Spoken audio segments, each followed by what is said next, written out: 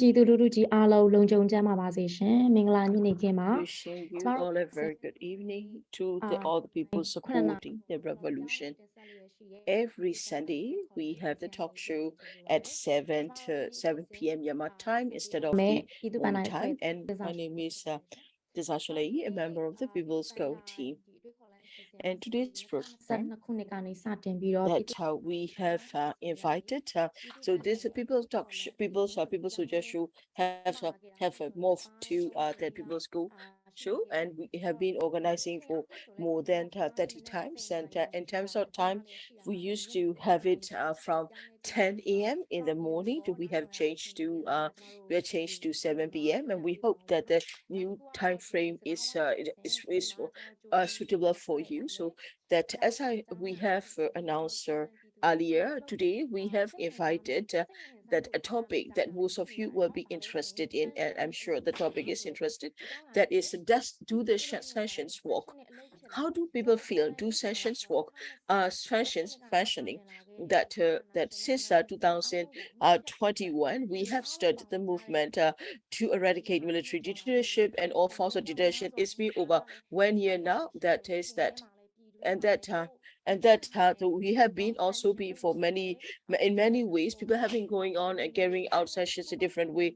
You have like military as well as military-related companies. We have always been boycotted against men. So the question we have is where to know how do this what do people think about sessions? What are they? What should we know about the session? So that's what we'll be discussing this in today's talk show. We have us among the speakers. We have first one we are to invite is Tess. Tess is from the Blood Money campaign, and then we also have K2. K2 also is Tess is from Blood Money campaign, so as well as K2, and we also have that Sergent CDM that Sergent tonight, and these three speakers will be sharing in the discussion. And what I would like to present what we'll be discussing today, that we have already provided you with the Zoom links where you can join us on the Zoom webinar. So we'd like to welcome you to join us on the Zoom and ask questions directly. So today we'll talk about what are the sessions. It has been a 1 year, so that have people, it is important for people to understand the nature of the session as well, that and as well as and also the challenges of the people, the challenge of the people and the session. The challenge of the session is to stop the military from accessing weapons, ammunition, and bombs, as well as other fuel. So how have the session has been faring? Have they been effective in stopping the military as well? And that so when it comes to sessions, Black Money campaign also is taking some initiative, and then other people also working on it as well. So we will be discussing what are the target revenue streams that we are trying to cut with the sessions, and that if we cut the revenue streams to the military, what kind of impacts are there on the people? How are they related to this as well? So this is what we'll be discussing. We'll hear invited experts who have the knowledge about it. They will also share their knowledge and experience with us about the Blood Money campaign, and also that people might also want to know. So the idea also is here for us, all of us, to exchange different perspectives. So the first question is, do sessions work? Before we start, but what is session? So we would like to show you a short video, and it will explain what are sessions. Let's take a watch. Let's take a look at the video.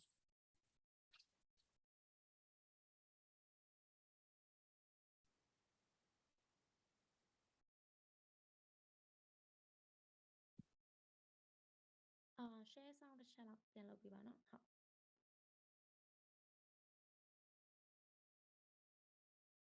We have a technical issue, so we're going to start the share sound and start the video once again.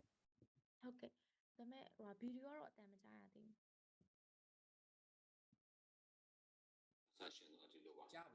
What are sanctions? Sanctions means that sanction is to stop the dictators as well as on the criminals and the perpetrators, those who are violating human rights, and those who are the government that are violating human rights, and the companies that are contributing to them. So the sanctions are government sanctions so that no one can work with them, so that they are, and also in a way of controlling the assets they possess.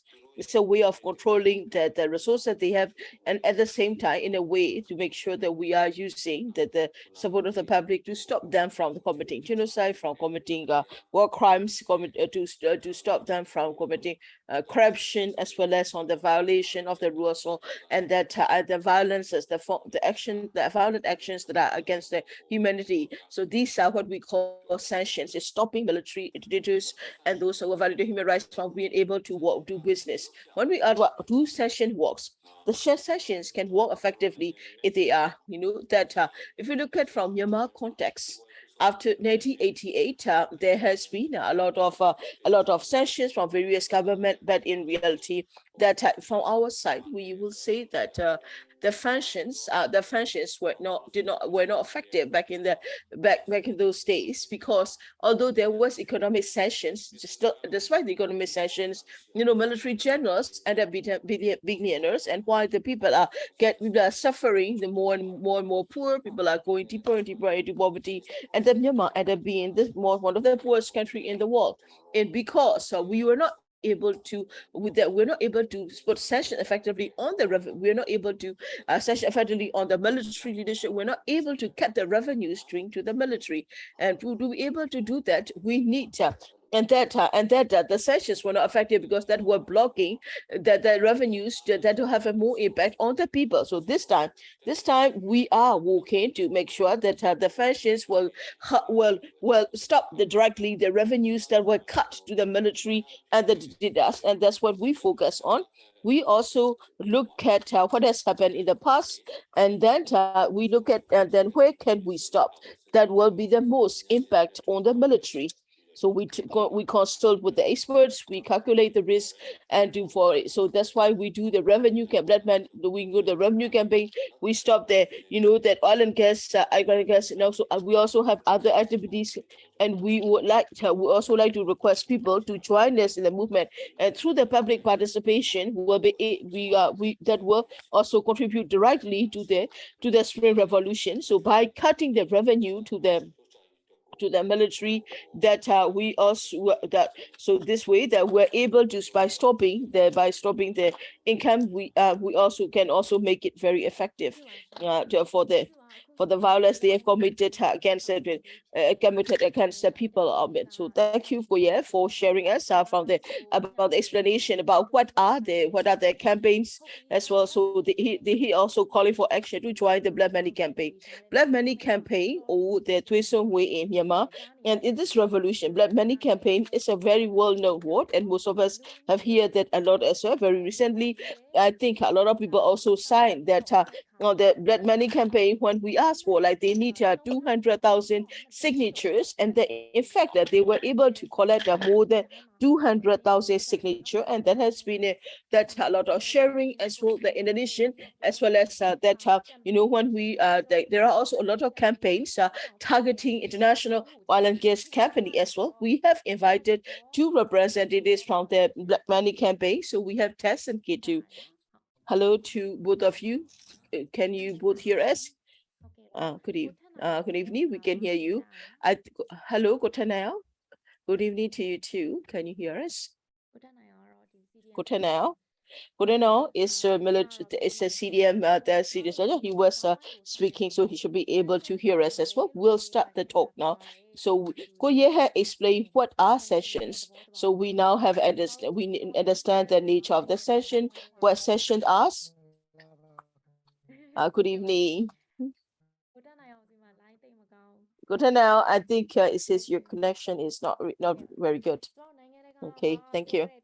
So we talk about the 4CAT strategy, that the 4CAT campaigns about the cutting the ammunition, cutting the revenues, as well as cutting impunity and cutting legitimacy. These are the 4CATs, 4CATs to counter the military. And there's something we talk quite a lot about, the international advocacy. So my question to Tess and K2, it could be considered a personal question, personal opinion. So you are participating in this revolution in different ways.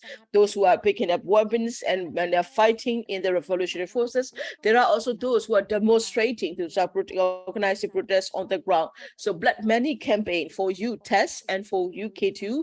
Why is Black Money campaign important for you? Why did you decide to start the Black Money campaign? I would like to first start by first inviting Meta. Hello, good evening. So that in the Black Money campaign, so before I start talking about it as well, I would like to talk about why we did Black Money campaign, as well as how did that help we organize it. Okay, on the 1st of February 2021, the military has tried to remove the civilian government power, and they are trying to strengthen their dictatorship. For a dictatorship to survive, there are three major needs. They require people to be afraid of. To stop the dictatorship, they need people to stop being afraid of them. They need people who are revolutionary. One, they also need for the dictatorship to continue. They need civil service that will continue to work for them. And then we also need many and fans to be able to continue running the dictatorship as well. So that firstly, they need people who will remain in fear of them. But in this movement after the military coup, that a lot of people have overcome their fear to join the public demonstration as well. In addition, that you have civil servants from various sectors, from the health or education, as a various ministry also have joined in the movement as well. So they don't have and then another important is we have to stop stop from the revenue as well. People are boycotting the military related products as well. The people have boycotted against it, and when they do that, that military, actually the military's financial pillar is not actually the military companies with military products. It's MOGE. Myanmar Oil and Gas Enterprise is using the revenue that come in dollar, because these are the legitimate these are the money, these are legitimate income, so they can use it to buy weapons. Doesn't matter how people are suffering on the ground, they would buy more weapons so that they can stay in power. And then also, of course, the top level of leadership will still remain rich, and that without the money they will not be able to make it. Military often like to say that it doesn't matter who try to divide us, we shall always remain together. That we are saying that often then it is that military leadership who has using this weapon to be able to do that, so that they are trying to find a way to so the idea is to cut their revenue, so to weaken it. So how do we cut? We try to look at the ways how they can stop from getting from foreign currency into their source. So we have to do. The idea is we can stop the revenues that is coming from oil and gas, and that without these then they will be able to stop them from getting a regular income. So that's when I understood this. I was I'm not a civil servant, so I cannot do the CDI. And that to be able to join the armed defensive movement, I'm not physically that strong. What can I do? I can do campaign about that. This is when I see this campaign that stopping the financial pillar of the military, I think that is something I can do, and I join the movement. Thank you, Tess, for sharing it, because especially the main thing is, if you want to do a campaign, if you want to get a movement, what is important is concepts are important, the ideas are important, that they should be based on the fact, they should also be based on the data. So in this, Meta has also shared, that's why she has joined this campaign. So thank you for sharing. How about you, Katie? Why did you start joining the Black Money campaign? So that the main reason for joining the Black Money campaign is that is what I believe in, that is that when I was thinking about it, a person that what for a person to be able to do whatever he wants, he needs to have the money, he needs to have the fund, he needs to have the financial means, and that's how he can do something. If we look at the military is the entire institution. Military is an institution. As an institution, they need to have money to be able to do whatever they want to. Like you see, we can see them burning villages, we can see them killing atrociously. I mean, they need funds, they need a budget, they need money to be able to run their systems of violence. So I understand they need funds to run the system. So when I was in the beginning, there isn't much what we can do. I was also joining in other movements, but after that, when the black and when I started to discover that and explore that campaign, this Blood Money campaign, I was also interested that is when I study what the Blood Money campaign is doing. The Blood Money campaign is calling for sanctions, but it's not like every other sanction. We are looking at what are the major revenue streams that go to the pockets of the military, and then that's why they are trying to call a session to the. So when I realized their strategy, when I realized advocacy campaign, I was very happy, because as like Tess has mentioned before, and that I'm not somebody who will be able to go as well, and that I also have that. I'm not able to join the defensive war. I'm not able also to go and down to the streets every day and do the demonstration, but I can give my time, I can participate, and I can contribute the campaign, and that's why I have participated as well, because I really like this idea of it's the movement cutting the revenue stream. I think that also is important. That's why I'm also actively participating in this campaign. Thank you, Ketu. Thank you for sharing. And that is an idea that you said that all of us are trying to undermine the military hunter, and that that weakening the financial pillar is important, and that's the important point you have made. And both you and Tess also said that you also know your limitations. You know what you can do, you know what you can do, and then you are also contributing how you can and how you can to the revolution. So we would like to say congratulations, and we are proud of you on behalf of the People's School. So I would also like to ask Kutanel, the CDM soldier, to say that the military's revenue streams, and that how are the military's revenue streams are related to the atrocity and the violence the military is committing on the ground. You have joined the CDM movement, and you were as staff sergeant in the military. So how can you share how the military's revenue are related to their actions on the ground? How they are connected is that I would say that military can stay longer in power because of their foreign revenues, because the weapons and ammunition we use are not produced locally, not by the militaries ministries that they don't have weapons factories. They cannot produce as much. They have to buy everything. I also like to share, because in 2020, January 2020, from Serbia, that they bought rockets. They bought over 800 rockets in January. They buy 1,600 and they also use FA bombs, which use oxygen, FAE bombs, where they use fuel that are using oxygen to bomb the people. They bought from Iran, they bought from drone, they bought from foreign various countries. In 2022 January alone, that they buy that relevant equipment as well, like we call it the DRUM. They bought the accessories as well as on the technical update and upgrade and hardware for that as well. They bought it from Russia.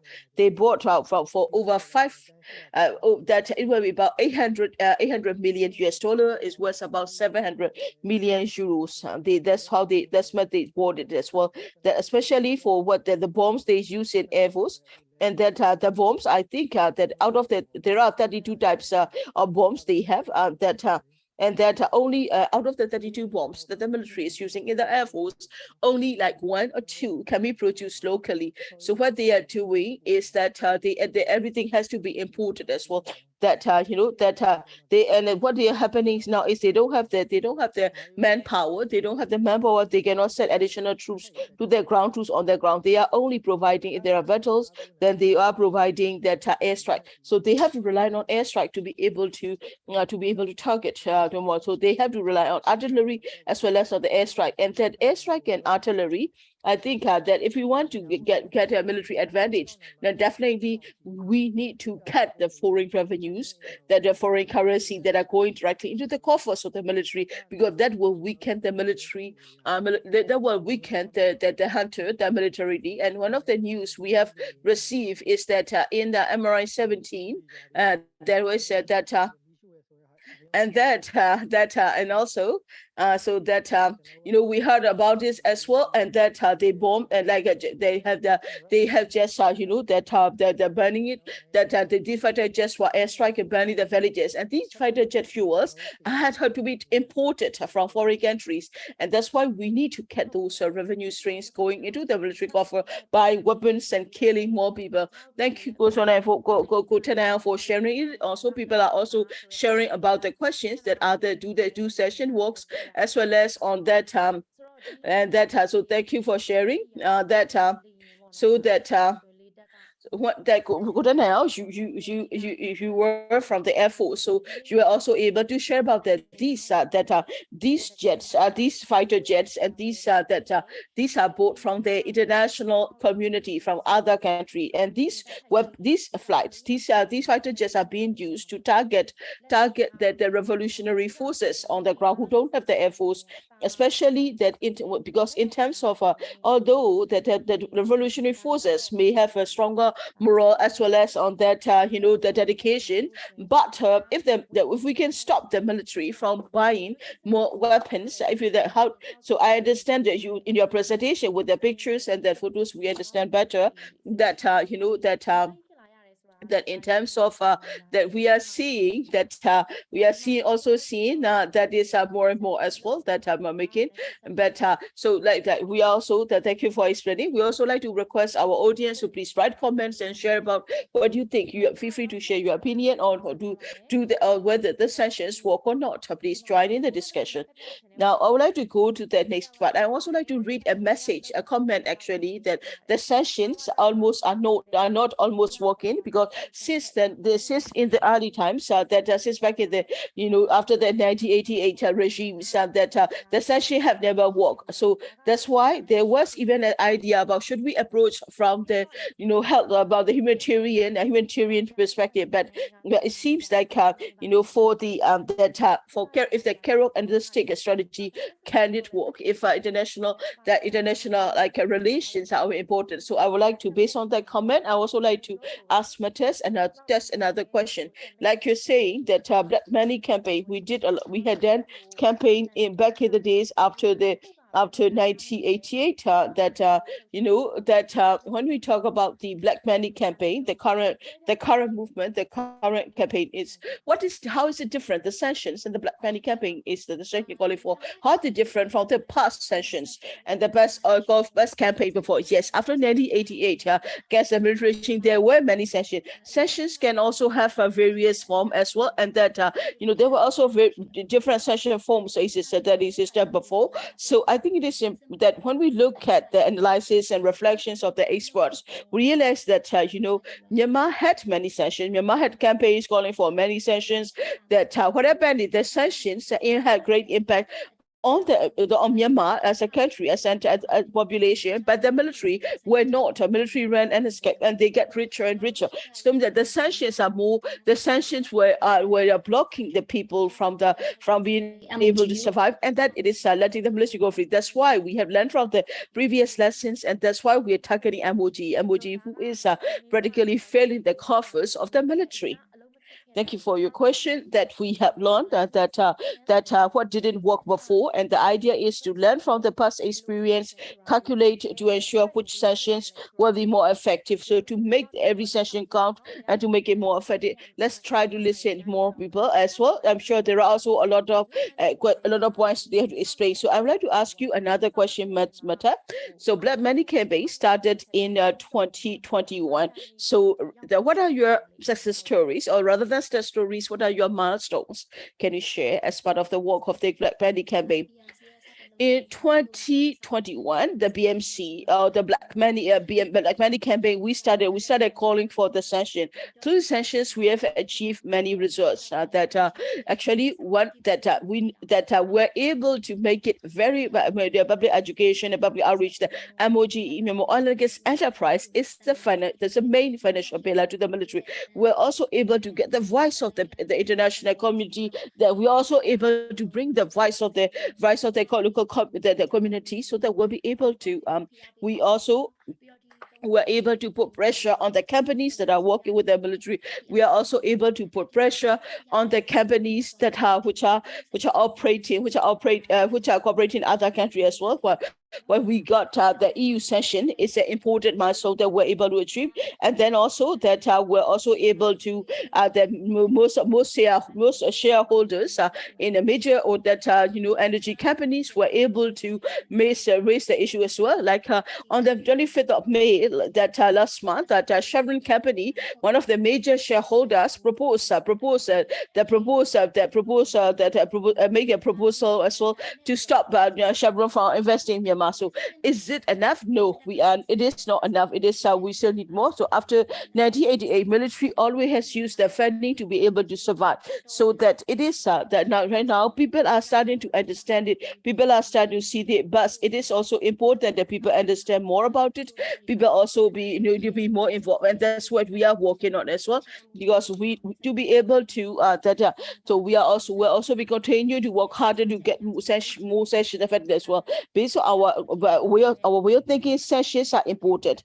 Like that what we need to think about, rather than do session work or not. If we don't do the sessions, we have to think about it. What will happen to the people? Because if the military will continue to buy that the bombs and ammunition, they will continue to kill people as well. So that that's why we need important to buy getting the Black Money campaign, because the Black Money campaign, the impact of Black Money campaign is directly proportionate to their access to the weapons and ammunition, which are killing our people. Thank you for the blimstones and also that you have worked with that I understand that you also you also have the legal consultants, international experts, so that is on advising you on the campaign. So these milestones are being reached steadily as well. I also would like to thank you for sharing that as well. I also like to read the comments as well that do the sessions, I think, work or not. But I think it is important to do what we can. We have to ask for what we can to be able to do what we can. So MOG is a root cause. MOG is a root cause because it has been under the shadow. It has been shadow of the military. I think it is important for all of us to join hands and work together as well. So I also like to read another comment from the audience. If they really do, their caution is effective, because even Russia much bigger than Myanmar will be there. But what is bad is that the international community was not able to go past this criticism and that criticism. So thank you for sharing. Thank you for your comments, and feel free to give us your comments. And if you want to join, the Zoom link is also open. Feel free to use the Zoom link and also share and then share your comments and participate in the discussion as well. So K2, let me ask you a question.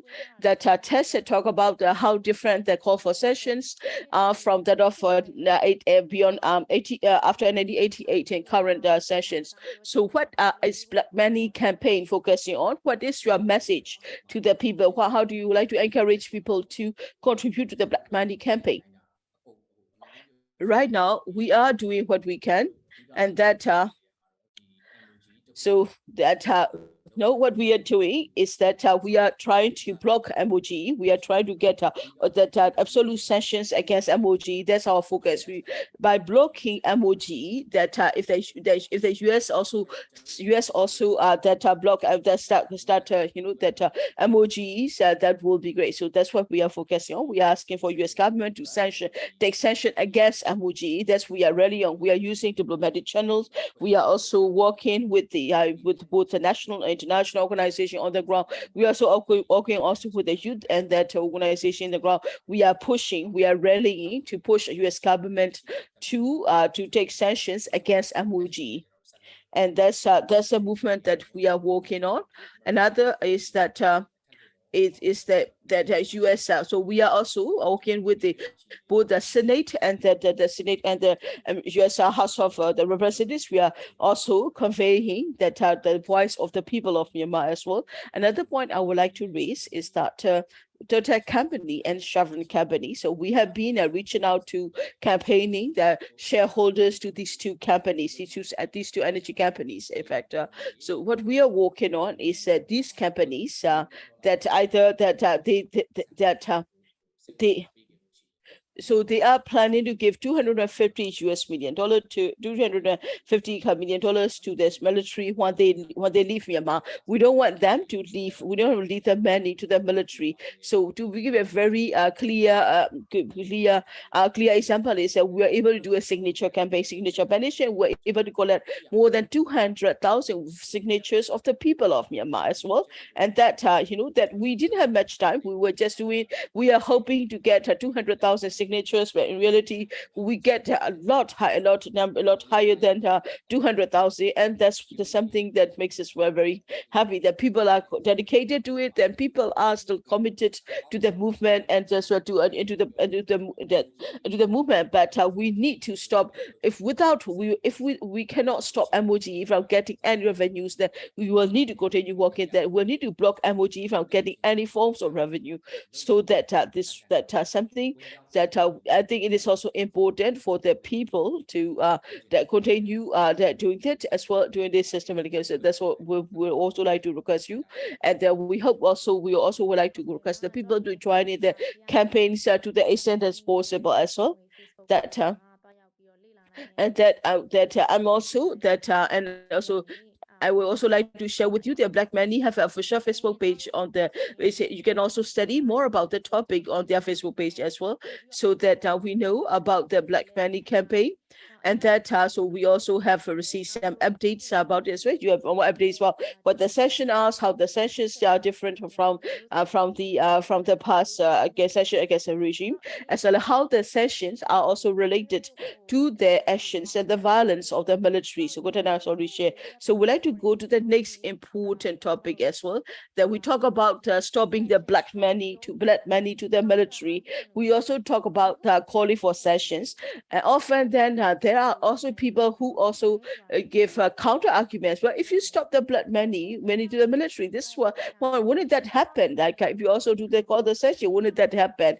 I think it's also the questions are good, the counter argument is good. So we try to respond to them so that it will be more effective. I have selected 2 questions, and these 2 questions are often often asked by the people. Also like to welcome the people to try to respond to the questions along with that. So we have 2 that activists of blood money who answer that France, and that the fact that so we have been pushing hard on these France and US for the energy companies like Total and Chevron to stop their revenue again. If they stop giving the money, then when other non-democratic countries will come and work in Myanmar, wouldn't that situation make that was Total and Chevron from US and France?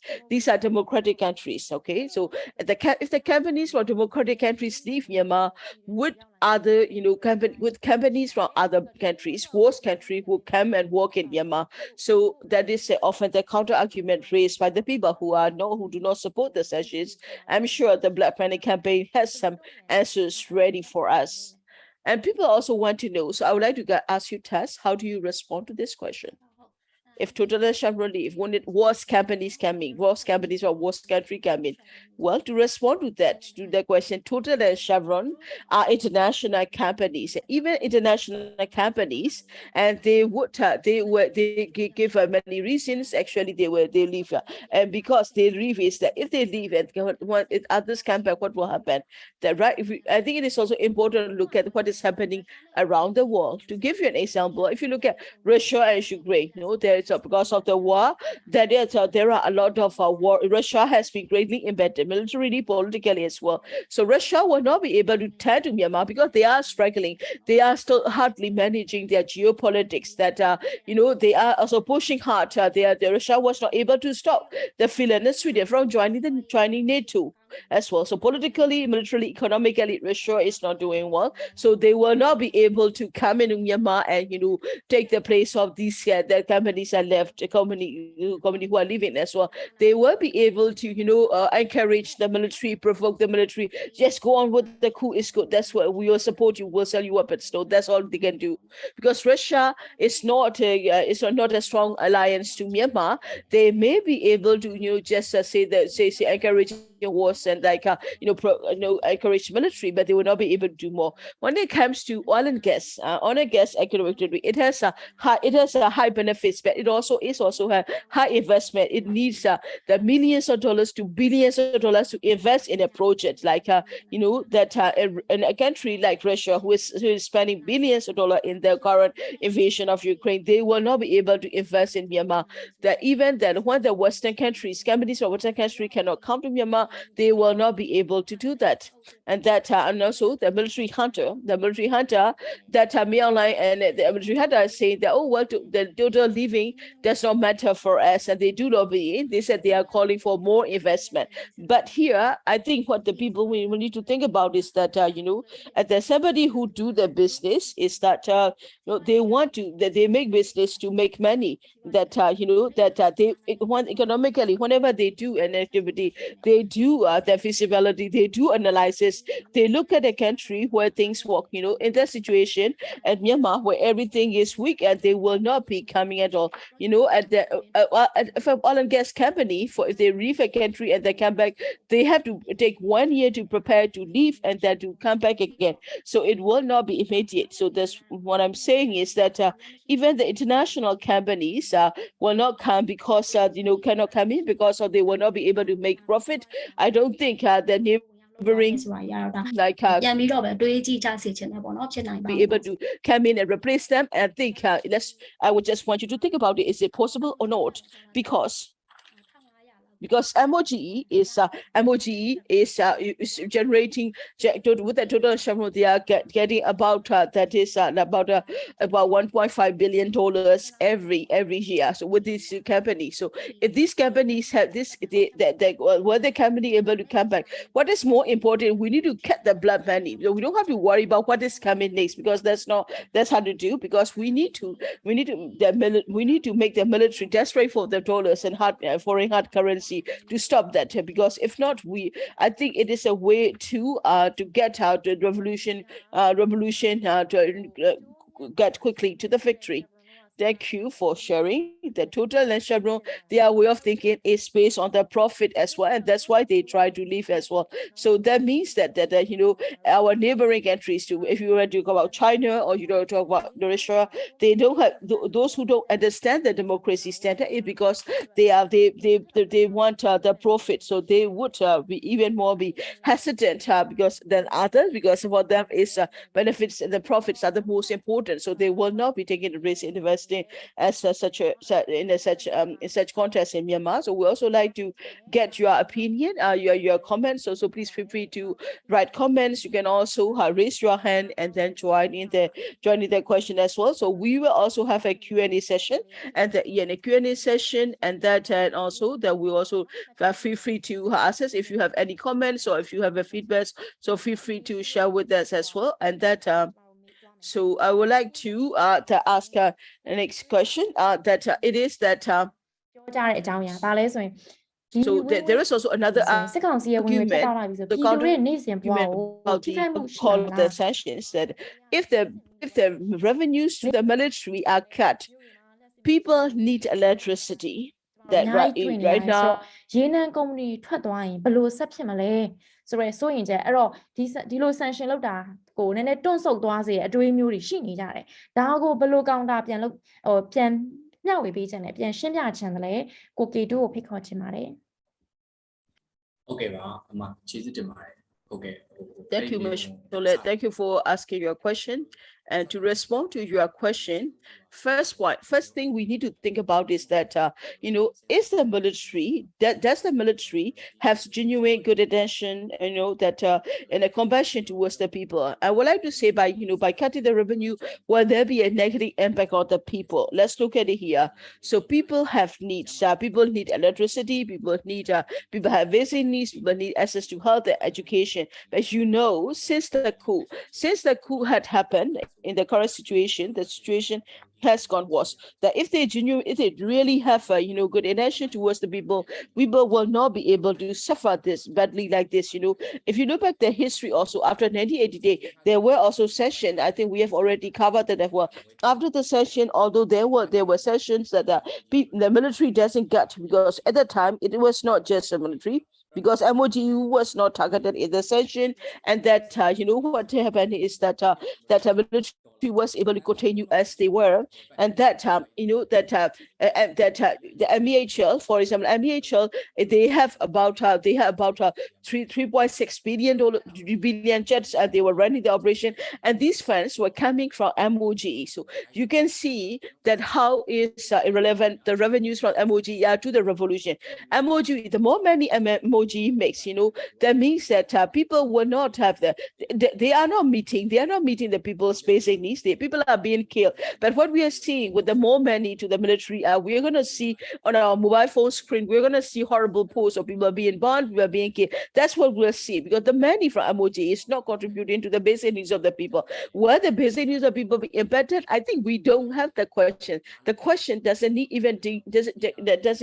require a response, because whether MOGE, we stop the revenues to MOG or not, that doesn't have anything to do with the people. Because if you look at it in the past, 10 years, 20 years, about $1.5 billion, this money doesn't even come inside the country. The money goes into the foreign bank. They don't even come inside Myanmar physically, and then they would just pay the companies to buy weapons to countries to do that. They buy weapons, they buy the fighter jets. The money that MOG made do not even come inside the country. So we need to stop that the revenues from going into their coffers. We need to stop committing further violence. One thing I'm also concerned about is, before I did not understand this one. So before exploring about this, learning about this, I was also worried. What if they stop there? What if they stop the oil and gas production? That what is the company stop running? Wouldn't that means that cutting electricity? We thought that oil and gas are going to provide electricity for the people. It is not.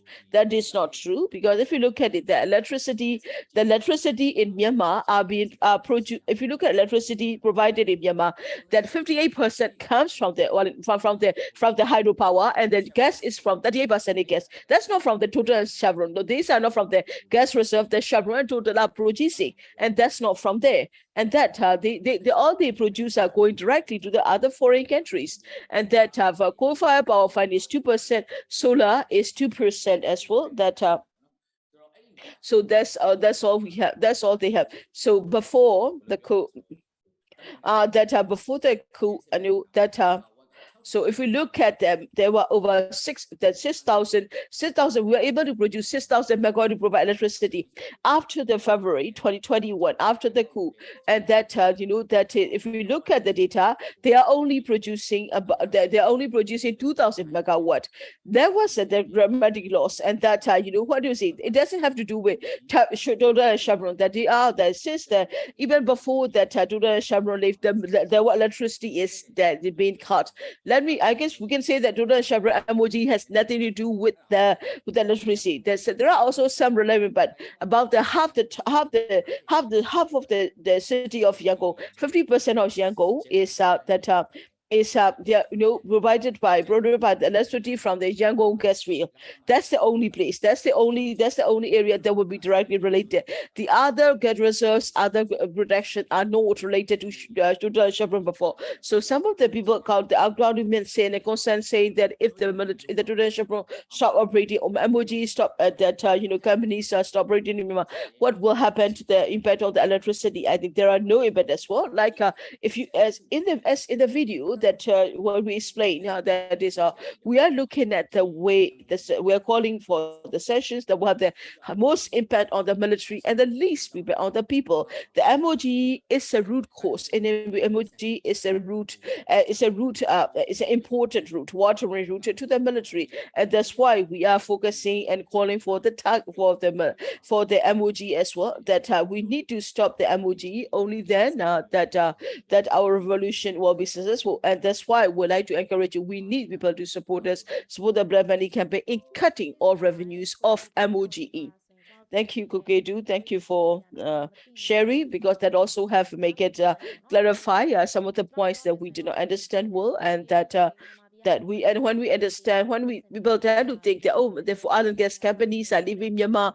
What about the electricity in Myanmar? We are already don't have electricity, 24 hours a day. And that answer, if you have that please listen to that answer that K2 answer K2 answer before, and you can also explain to them as well that it has nothing to do. Oil and gas company have nothing to do with the electricity shortage in Myanmar. So in the revolution, mindset and that ideas are important, because we also need to be part of revolution based on conceptual understanding and ideas as well.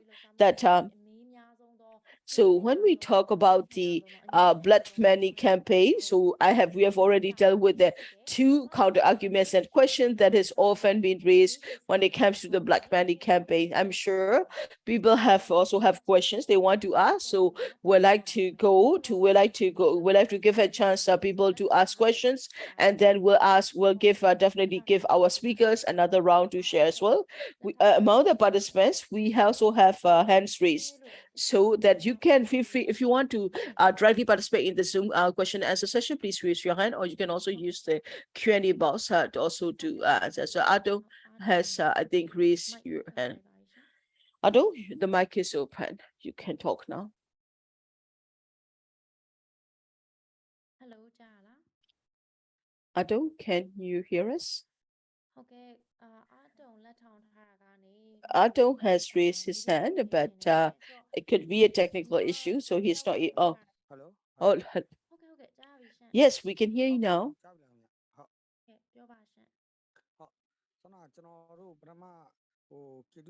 So, like K2 has explained, some of the people are concerned about the black money campaign, and their concern is that when this problem happened, that after the coup, with the coup, and that we think that if the company leave, that what people also suffer is that if there is no electricity, people also people are also very worried, because they cut electricity.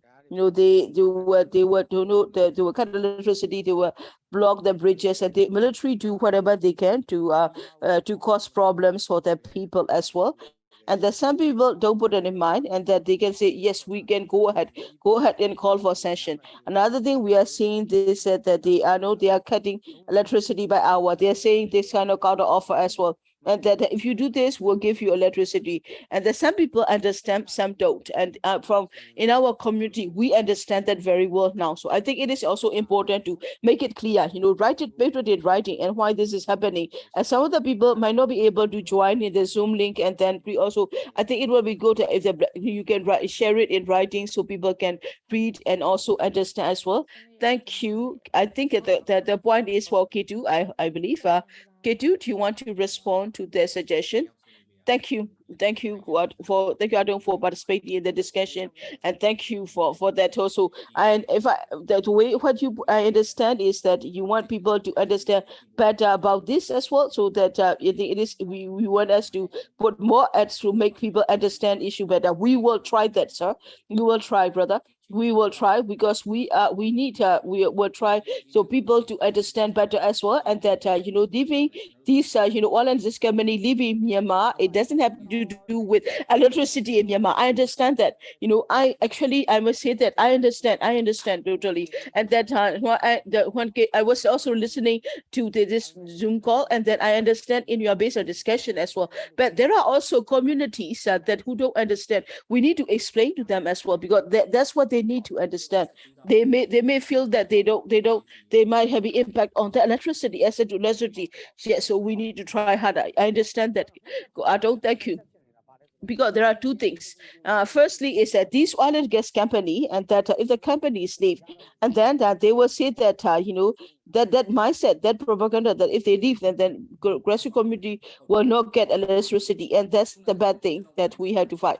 Yes, because I myself was thinking like that, as I understand, and that's why also we think that, oh, what if this company leaves? Then this is our gas, and this is our oil, and that we are getting electricity from there. Without gas and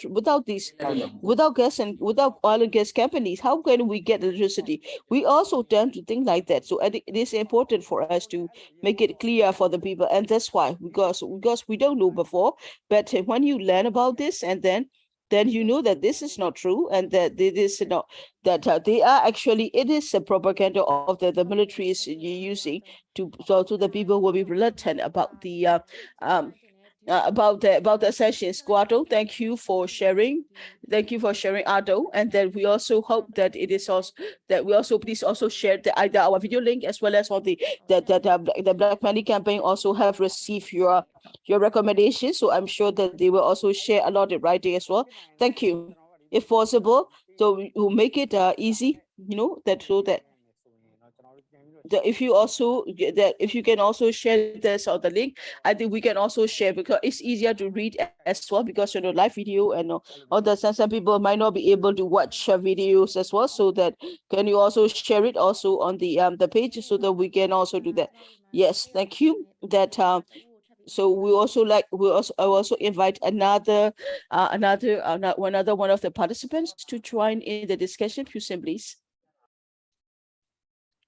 Pusin, go ahead and share your comment or ask your question. Hello.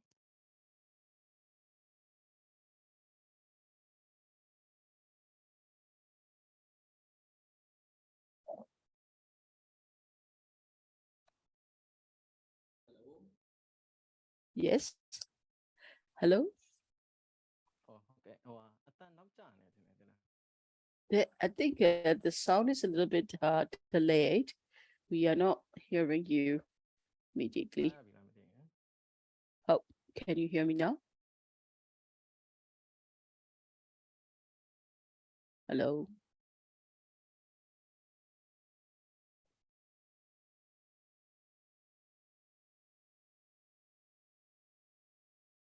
Oh, okay. So I can hear myself. So what I want to say is that I think one of the others also have shared about it as well, and that in that if the international companies leave, and then the concern is that that especially we are concerned that that Chinese company might come into Myanmar.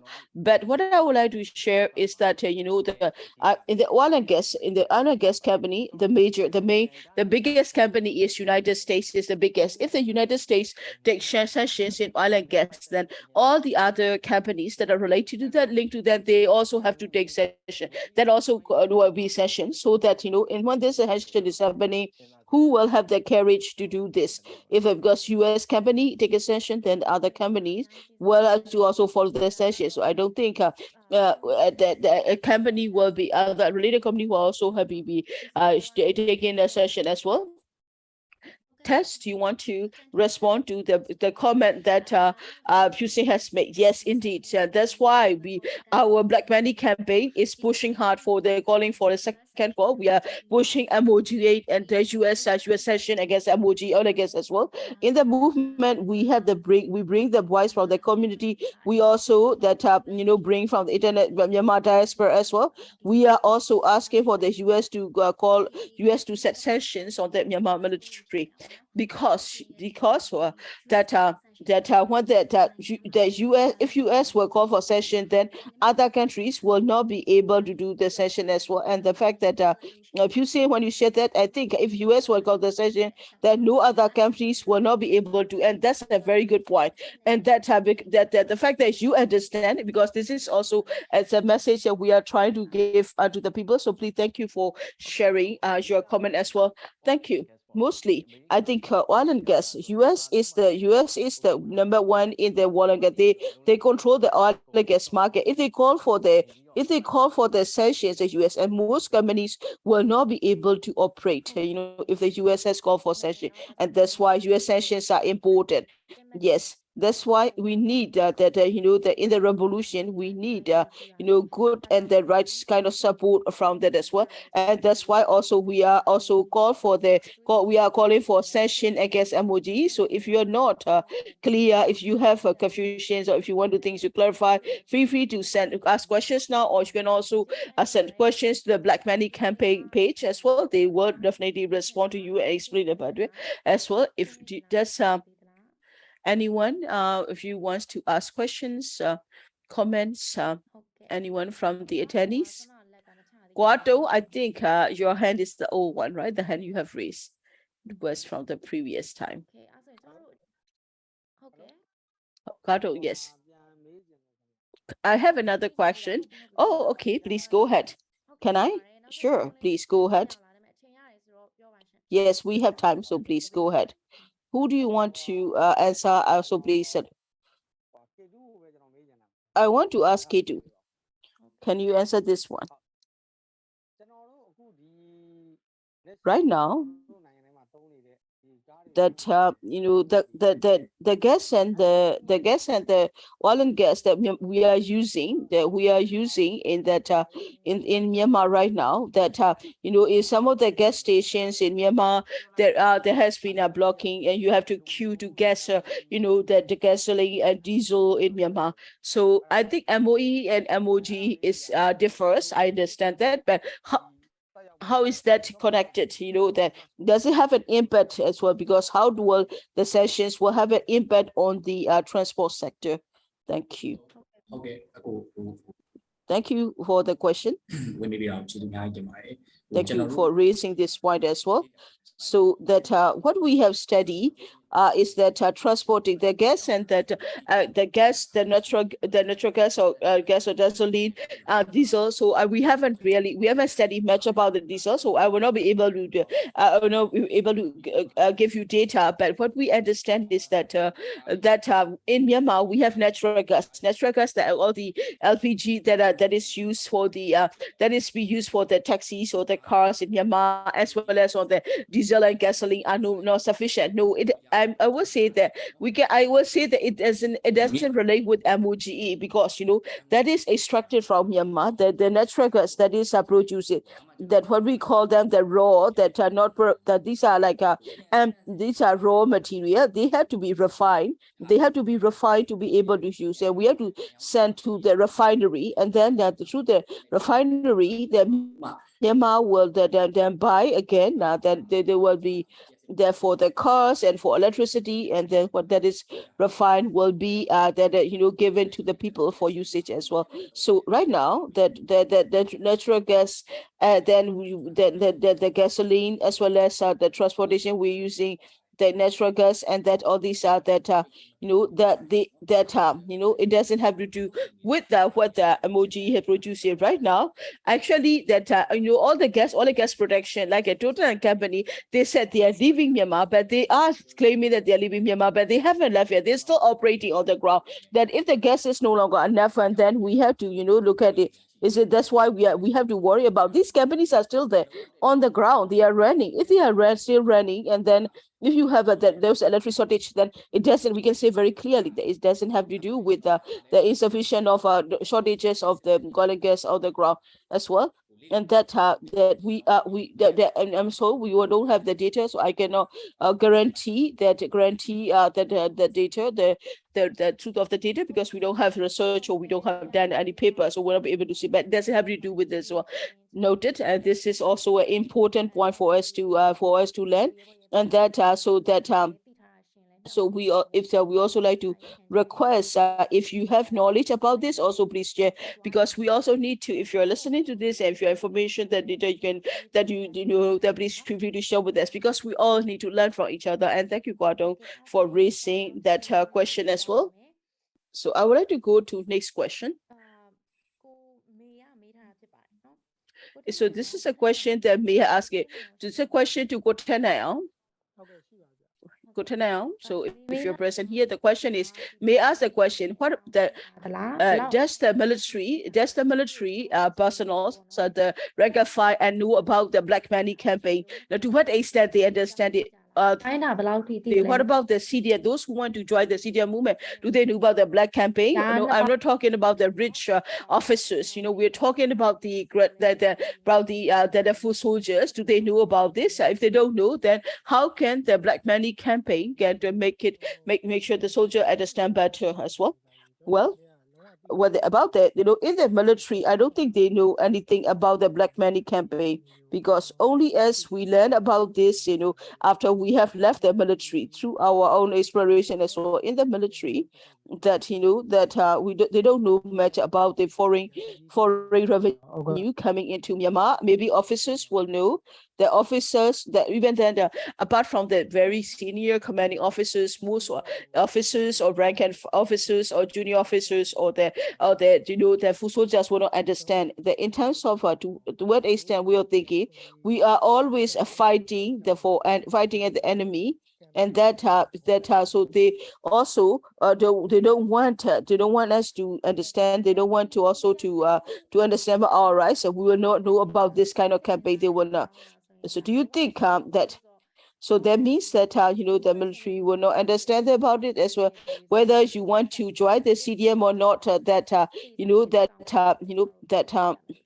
They think that this can also hurt them the most, so they will not like it. They will not encourage people to learn about it as well, and think so. May also have a follow-up question. So since that people don't know about the soldiers, the foot soldiers, and most the soldiers do not understand about the Black Money campaign, in that case, then what about the family that many soldiers dying, they're getting killed on the ground, and we also share about that as well. So we have before share about it as well, like that the soldiers are not even getting their salaries before, that members of the armed forces and their families do not live like a human being. They don't have the human dignity. Although the MOG is making hundreds of billions of dollars, hundreds of millions or billions of dollars, but that money is not going to the military, to support the military or their servicemen or their families live a little better. So how can it's a Black Money campaign? Are you doing any campaign? What about your opinion, Gotana? How do you think that we can raise the issue? We can raise or not this issue to the military? I would like to respond by two parts. One, we like to talk about those who are soldiers in the front line and those who are back in the military camps on the in the area. So those who are in the military camps, they are not fighting. They have access to internet, so they can check their Facebook. So they can also that so they do also have that what they were able to talk about. I think that you can also that you also need to share the message to them inside the military so that they understand about this and they talk about this as well. That for us, like I have said before, that and all these that the military is when you are those who are in the front lines, it will be difficult to give it, because these military camps are separated quite distant from the nearby residential area. But then you can also do the prospectus, so you can also do a lot of flyers and pamphlets and talking about this issue, and say that these are foreign revenue, this foreign currency are coming from the revenues and oil and gas, and these revenues are being used to buy such ammunition, so that both the militaries inside the camps as well as on the front line will understand about this as well. And that so we also been hearing that is that people, and that so we also some of the points that we also have heard about this as well, that although that MHL, the military have to contribute money, that they are not getting any profits or any sharing at all, and these are some of the pages where they complain about it as well. And that the money that the MOG has been generating, the income is directly going into buying the drones and that weapons and ammunition, and these drones and bullets and weapons are being used to kill the students and CDM teachers and the CDM, the civil servants as well. So all these are being killed, used to kill the innocent civilians, innocent civilian people. And that also, we also like to thank all of you for asking questions and comments. As for the last round of comments, I would also like to ask every speaker to share their perspectives. So let's go back to the questions. Do sanctions work? That is the topic. So we'd like to encourage you to respond to the question. I would like to invite Tess first to respond to the question. Do sanctions work? So do sanctions works? Yes. To be very open here, yes, we need to make sanctions that work. Even in the past, Myanmar had a lot of call for sanctions. We had a lot of sanctions, but these sanctions, the sanctions were not effective because the sanctions were not directed against the military. And we need to call for the right kind of sanction that will have the most impact on the military, on the dictatorship. So our objective is that we can sanction MOG, the sanctions will be effective. Thank you. K2, please.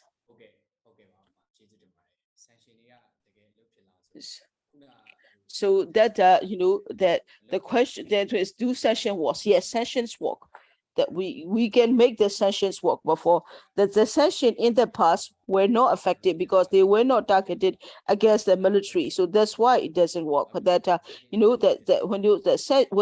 sanctions, it is important to look at the sanction work. We have also need to think about that those will be shared before, because that the fact that now if you look at the Russia example, for example, like Russia there were so many sanctions taken by international community against Russia, like inflation has increased, that Russia money has lost its value. That shows how important the sanction is, how the sanction work as well.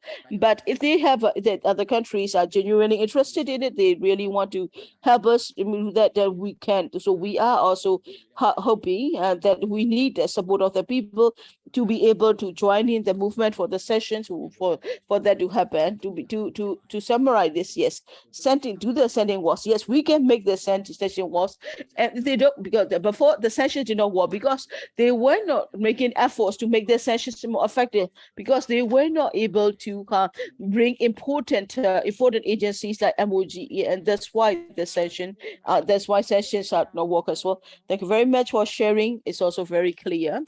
Now, do you want to add anything? No, I think to stop the foreign revenue is one of the is very important, because in this year alone, last year alone they spent nearly $2 billion to buy weapons and ammunition for that. That most of the weapons that the military is using now, that these weapons are more the deadly weapons, assault weapons, apart from the FAB bombs. Everything has to be imported, really bought from many countries around the world. So we need to stop that, because by cutting that the foreign revenues into Myanmar, that will support that will also help increase the momentum of the revolution.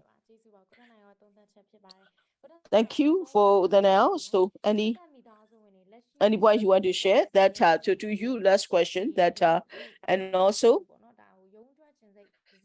so that the fact that there are those who are there are also like what will be the message to those who are that officers and that soldiers who think that who wants to remain in the military, they believe in the military, and they have no idea, they have no intention of joining the CDF movement. I'm sure we all have just show also of these face on the social media where the soldiers complaining that they are not getting any profits from their military investment do this well. And that shows that the less that based on that most of the businesses that rely on their foreign currency, because of the session, because of the economic difficulties, they're not able to operate. That's why also for the military, they are not getting they are not getting as well. So I think it is also important to set that, because all the foreign currency dependent businesses are not operating, and that's why they were not able to give it as well. That the MEHL or the UBI, the military company, that they would so that we will have to wait for 1 year to get some dividends from it. But because of that coup, they didn't get it, and that it's like it's really is destroying the hope of the people. And then also that for the life insurance, and then the life, they don't also give even after 5 years that they don't get also the return on the life investment as well. And that that is also most of the soldiers are that so the military doesn't have 500,000 men. They don't even have 400,000, and then all of them have saved 5 years for the insurance. And that's about that's in Myanmar. Just that's about that is about 90,000. These about 9,000 billion Htet, and none of the military, it's about nearly 9 trillion. But then none of the Myanmar soldiers, from the time are not getting any benefits from the insurance that they have to take in. So that is that our some of the soldiers have been that they have made their sacrifices. They have although they are part of the life insurance, they did not get anything for their family. So that we are that the soldiers are giving up their lives. It's much more than that. What they're getting. So we are also facing, the soldiers are facing a lot of exploitation. So what should they do? And there is only one way, that why should the soldiers and officers want to remain being tools of a handful of dictators, that some of them. And then some of them will say that, some will often ask me, like, will the revolution win? I respond according to my commitment, that revolution will win. The question is, sooner or later, that people are suffering. The people on the ground are suffering. People across Myanmar are suffering, and people inside the military are also suffering. And you are afraid. You are afraid to go out of the military. You are go out of the military camp. You are not go. You are go out to buy grocery shopping. You are go out to get some things for if you get hungry. Before, soldiers can go take a casual leave. We can get like 32. We can get every time. You can get 10 days, and you can get about 50 days of casual leave. But none of the soldiers are getting any casual leave. I will ask, does any one of you get casual leave? You're not getting any now, because and that we have made the vow. We have sworn allegiance to the people, that we sacrifice our life to the people, and that the soldiers, if you join the CDM, it will be difficult. I'm not sugarcoating it. It will be difficult, but you should be able to take the difficulty for a short time for the sake of the people that you swear allegiance to protect. That it is. You should not only look at the military as a milieu to protect it, because you need to look at look at the greater good for the people. That that those who remain inside the military, and that we need to focus on the people, because our country need assistance. That we need people to be able to support us. What we need, all the, I think it is important for all the soldiers and the officer to leave the army, leave the military, so that people we can reduce the suffering of the people. Thank you. And that these are the wrap up and the conclusion of that Sergent Tanayal, a CDM soldier. And we also have Tess and K2 from the Black Money campaign also has shared their perspective. Also, we are also giving updates on the work that they are doing, so that we all have listened to this as well. I think that the most important is what is not clear is that we also have talked about the counter argument as well, and that so these it is important. We need to share as well that this kind of thing we're thinking, so that that's why we have discussed it on this topic, that now we can answer, do sanctions work? I think that now the people will be able to answer, so that yes, sanctions didn't work if the sanctions are made ineffectively, but sanctions will work if they will be made effectively. Thank you for sharing. That we will meet again next Sunday at 7 p.m. Also, if you have any recommendations and advice to the People's School group, please feel free to join us. We also like to thank you. We also, those who want to ask questions, we will open if you still want to continue asking, so we will stop the live. But if you want to stay in the Zoom, we'll have the panel. We also have the speaker remain, and you can also ask questions. That will first show thatနိုင်ငံတော်၏ဥပဒေပြုရေးအုပ်ချုပ်ရေးနဲ့တရားစီရင်ရေးအာဏာတို့အား မအေးလို့မိတ်အောင်လိုက်မှာအတင်းအဓမ္မတိမ်ပိုက်လိုက်သည်ဟဲ့ကောင်လေအပြင်မှာဆန္ဒပြနေတာမင်းတို့မြင်ကြလားခက်ကိုပြောင်းဖို့ခေါင်းကိုပဲပြစ်စမ်းဒါအထက်အမိန်ပဲဟယ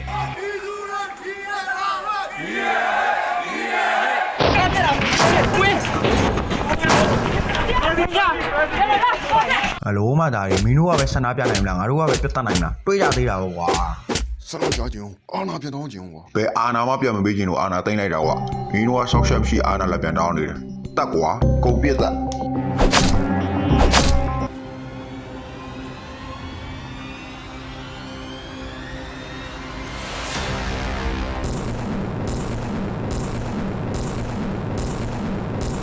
မင်္ဂလာပါမိတ်ဆွေအမိုကြီးကရတဲ့ဝင်ငွေလေးနဲ့ခမားတို့ကိုတက်ရတာတိတ်ကိုအရသာရှိတာပဲဗျာငါရဲ့စစ်ပနာအောင်မှာမင်းတို့ပြဝစ်နေရမယ်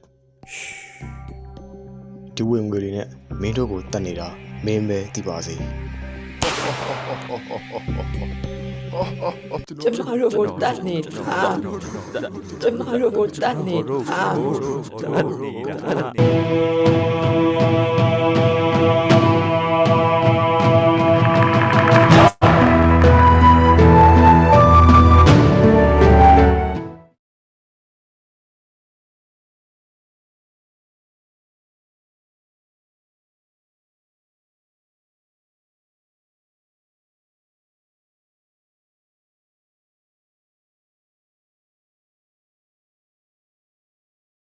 Okay ကျမတို့ live ကိုနားလိုက်ပါပြီဆိုတော့အခုဒီ We မှာ have finished the live streaming, but if you still feel like talking, I would like to request our speakers to give a bit more time because we have two of the attendees have raised their hands, so we're not able to give time as well.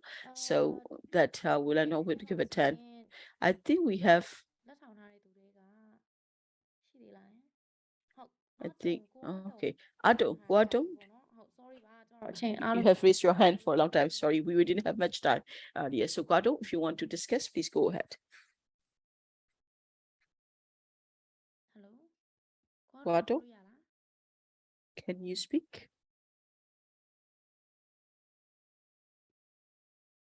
Hello. Guado. Hello. Hope you can all hear me. ကျွန်တော်တို့ကြားပါတယ် We can hear you.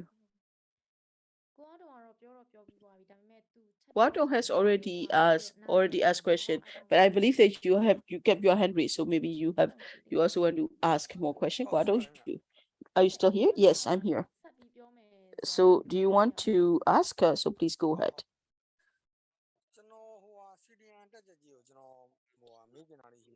I want to ask the CDM Sergent.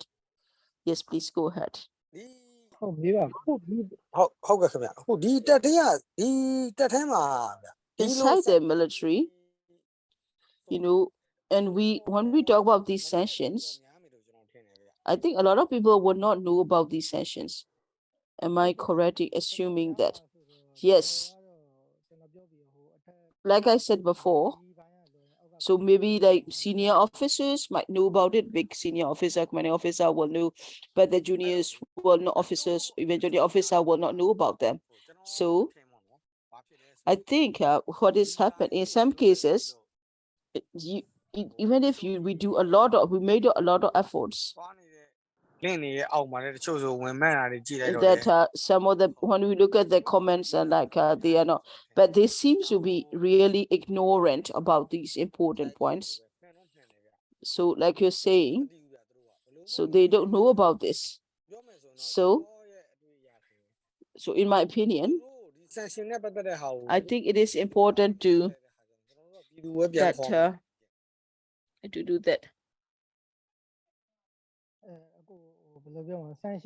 So how do we do that? Well, when it comes to session,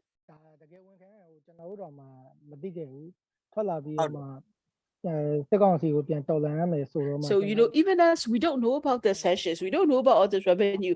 Only when we join the CDF movement and we try to fight back against that, we know that, that is happening. So while you're there, you don't know about it. You have no knowledge about it. Especially if you stay inside them, remain inside the military, it will be worse. Then you will never be able to know that for us, if we do try to understand this, then it will be very challenging for us also. I do understand that. So what I'm saying is that I understand your point completely. So now that you are now in the CDM, that I think you also will be able to share them with the links that they might be able to go and read, understand. Can you do that? Yeah. So to be very open here. So that it's not because we were happy, because we that that sometimes we have to be, when you're there, you have to play along, and that even if you don't want to, and that so there are a lot of people who don't want to stay, but they have no other choice, so they have to stay inside the military. A lot of people, I would say that a lot of people like that. I understand that I mean, like, it is for the people, like we have to understand, we have to ask a lot of questions to be able to understand about the sanctions, that even for the people, now that I started to understand as well. So I mean, I'm a civilian outside, but it will be harder for those the elsewhere as well. So what I'm saying is that I would like to request more of that as well, to do more share the message as well. Thank you for asking the question. Thank you, sir. I just want to say that because you didn't know seriously about education as well. So we will definitely do more more events for about the sessions. Also, please feel free to join as well. Confusing, I think confusing. You said that you have to say something to K2. So yes, that I was listening. And that I think I also said about, I think you are also talking about the Aung, that that what will happen, that is, it's the opposite, that the CNG, CNG the gas they produce in Myanmar, and they are selling. Actually, what the military is doing, they are selling to China, they are selling to Thailand, they send it to China, they send it to India, so that more MOGA, only a small percentage are being used locally, that MOGA take a few, and that actually is the opposite. And then what they also do is that what they do, all the gas and that others from the main gas field, and then they're refined and to produce as well. So that we have a shortage. Because what happened is that they want to produce outside because they get foreign currency, they sell it more. That is all. So they cannot. Sometimes these are. That there's the maintenance, or sometimes the gas production is low, and that they will not. What they will do, they will cut what is producing inside the military because they need more money. They need money is more important. They don't mind that people don't get electricity, and that's the problem. By sanctioning MOGE, I would say that that if the gas cannot be sold outside, then we will get more electricity because the gas will have to be used somewhere. Like, I just want to share with you what one of the points that Guado have raised before. Thank you for sharing. Thank you for writing out. Thank you very much. Well, to explain to you, we haven't really studied about this topic, so I was not able to share. As well, and that, like you say, I don't know. I know about what you are sharing, and said I understand that in Thai border area, that they would they have the refineries, and that no. What I'm saying is no. What is in the Thai border is not refinery. That that the oil and gas that is produced from the Yerena, and then they will put on the pipeline. They will go to and then they have to go to Patay, and then they will also get to Patay, they go to Taketa, and then they have a refinery, and then these pipelines go directly to Thailand. Like Kambao, and near Kambao, they have because the pressure, they have to put pressure. There's a pressure pump. They are not refinery. This is just a compressor session to put more pressure to the gas, and then they will be transported back. I think refinery is in, but I don't walk a lot inside the country, so I don't know about that as well. And that and that also that so then that then you can get CNG. So that's related to the gas. That's what I would share. Thank you for sharing. Yeah. That you know that we only started working when the with the revolution, so we don't know that if we have other needs, and then please feel free to reach out to us, and thank you for sharing us. We don't know. I think what is it, the gas that they are selling is the PTDEB from the Zodica, as you have like Jerena, that's what they're selling gas to the and then have the in the Yakai you have the Shui gas pipeline as well, and the Shui gas pipeline go to mostly to China, and then they some also gas go to the India as well. So Shui is actually producing less, so they are now planning to do more. So there's a Daewoo company from Korea has built it as well, that so to operated it. So what happened is that when you do sessions, I think if you do US session, because the companies are all integrated. For example, like Daewoo, they also work with the US, so they will not be able to work with the US company if the US call for session. So that has an impact on them as well. That kind of data are important. So that you know. Can you Tess has also requesting you said, can you also share data source, because the more data we have, I think it's also more campaign is also more effective as well. So can you please also feel free to share. If you have any comments you want to give, if you want to also have information, feel free to reach out to our Facebook page on the Black Money campaign, and please share with us. So can also. So I will reach out to the Facebook Messenger as well, because I'm not inside the country, so that I have friends in the MOG as well. I can also get their opinion as well. That if you want the data, some of the data and some of the information, we do have that there are people who cannot talk about it. I'm sure you have heard that as well in the Shui gas pipeline as well in 2020.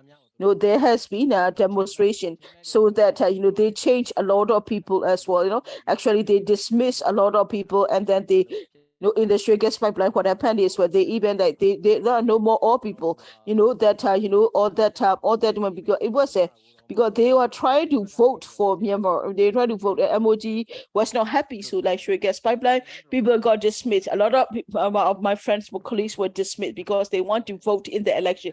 That was in 2020.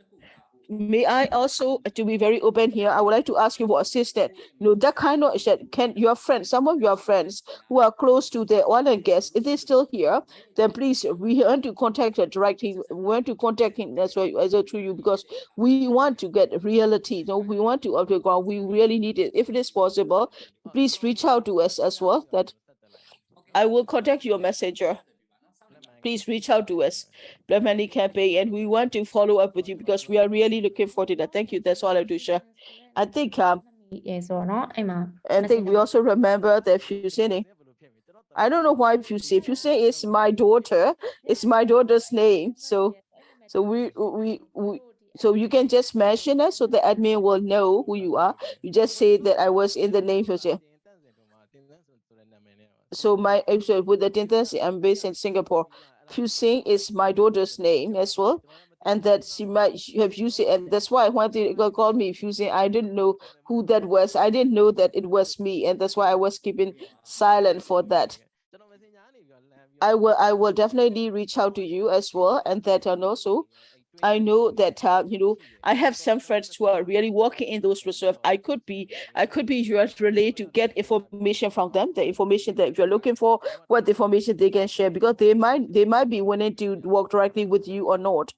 But we can also help share information as well.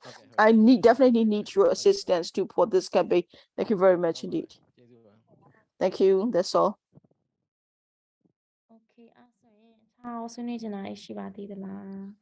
Anyone? Anything to add? Okay. So we have actually finished with the talk show, but we still have the speakers, because we still have some of the questions left to deal with. That if you have questions, then feel free to raise that one. If not, we also like to give a chance for speaker to take a rest as well. next week also please feel free to join us. We'll also be taking a we're inviting the speakers right on to discuss about the sessions about the session again. So please join us again next week. We don't have any more question answer, so we'd like to call it a day. Thank you very much for joining us, and thank you all the speakers. Thank you very much. Thank you, and on behalf of the Black Money campaign, thank you very much for this opportunity to be able to join in as a People's School essay. And we also like to thank the participants for asking questions and also sharing it. And then we thank you very much indeed, because that is very useful for us, and we are happy that you're very interested in the movement that we are in. Thank you.